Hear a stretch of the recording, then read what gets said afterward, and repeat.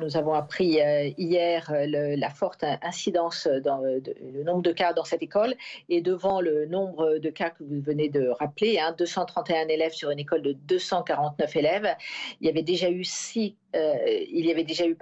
classes de fermées dans cette école et il a paru beaucoup plus prudent de fermer l'ensemble de l'école. Évidemment, ces décisions se prennent par la préfète la préfète de région qui a pris un arrêté de fermeture de l'école en accord avec l'éducation nationale et notamment le médecin conseil de l'éducation nationale et puis l'ARS.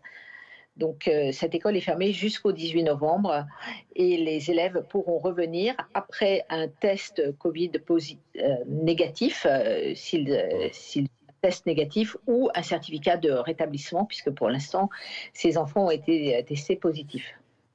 De manière générale, Madame Billot, quelle est la situation en Nouvelle-Aquitaine? Je crois qu'il y a c'est un contexte de hausse de la circulation du virus.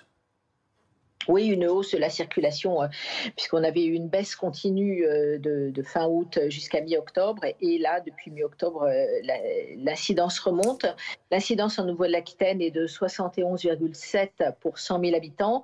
En Gironde, elle est un petit peu plus basse, à 64,5 pour 100 000 habitants. Mais on sait qu'en France, elle est plus élevée, et à 98 pour 100 000. Et que malheureusement, la remontée, pour le moment, est continue. Même si elle n'a pas les conséquences, bien évidemment, des précédentes vagues. Mais une remontée qui est en particulier chez les enfants qui ne sont pas vaccinés.